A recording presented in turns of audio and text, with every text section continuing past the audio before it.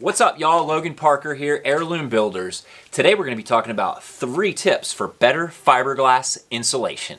And we're starting right now.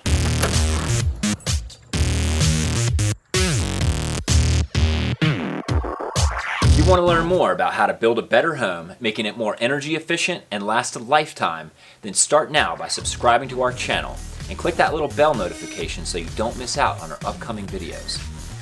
All right, y'all, safety first. We're gonna start with personal protective equipment. The first thing you wanna do is wear long sleeves or a jacket.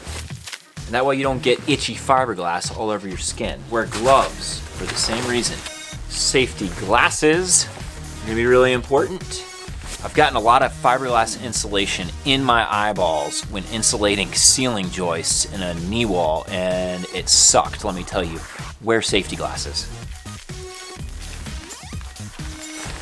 The best tool for cutting fiberglass insulation is a serrated knife. Keep a knife sharpener with you because fiberglass it's gonna ruin the sharpness of your blade really fast, so you gotta have a sharpener, which is why most people use a utility knife, because you can swap out these blades really easily and just keep moving on. All right, so let's get into it. The number 1 tip for better fiberglass insulation is to rip your batt widths to the stud bay width plus a 1/2 inch so you can get a snug fit and it holds in that stud bay on its own. If you go too loose, there's going to be air gaps and it's going to defeat the purpose. Number 1 most common fault installing fiberglass batts is over compression. If you have a 12-inch stud bay and you try to jam a 14.5-inch batt in there without ripping it down, you're gonna bunch it up, and there's gonna be air gaps in there, and it's gonna be over compressed, and you're gonna lose about 50% of the insulation value. So it's really worth your time to measure the width of that stud bay, stud to stud, add a 1/2 inch to that, and rip it right there, and then stuff it in there. It'll hold itself up, and it's gonna fill that cavity completely. Right now we're looking at 12.5 inches between these studs. So what I'm gonna do right now is take this 15-inch batt and cut it to 13 inches. So I'm gonna mark it on both sides, 13 inches. And I like to use a straight edge to cut this. So I'm gonna take a scrap piece of plywood, line it up on my 2 marks, right there and there. That kind of helps me push it down also. And I got a nice straight edge, and then I can just fit it right back in there.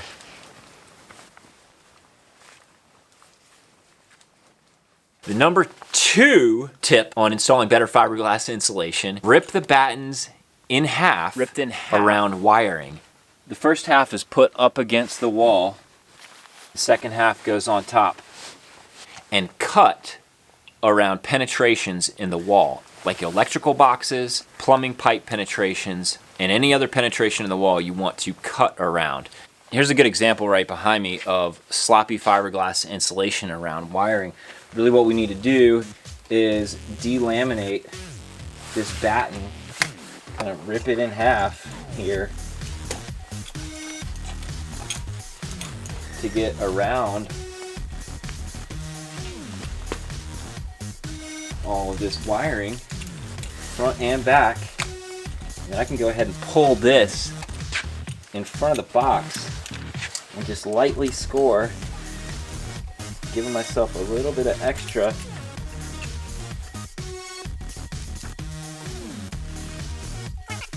And now we don't have any air gaps. We have a fully insulated wall. We're looking pretty good. Same thing on this side. And that is looking so much better already. It just takes a little bit of extra effort. You can end up with a fully effective insulation with fiberglass. The 3rd tip for better fiberglass insulation is filling narrow gaps with caulk and foam. We're gonna show you how to do that right now. Windows, doors, and big stud packs are the 3 biggest candidates for caulk and foam. Around the door frame, around the window jambs, and then in between stud packs that might have a little bit of a gap in there. We want to fill those because any air leakage from the outside that gets through those studs is going to come straight into the wall. So fill those up with caulk or foam if it's a big gap. We use caulk for gaps that are less than 1/4 of an inch and foam for gaps that are more than 1/4 of an inch wide. Fiberglass is actually a really good product if you install it right, so it just takes a few extra minutes to get things right. Alright, so that concludes our 3 best tips for better fiberglass insulation. I hope you got something out of this. If you did, smash that like button and consider subscribing to our YouTube channel so you don't miss out on more helpful tips to build a better home. We'll see you next time. Till then, peace out.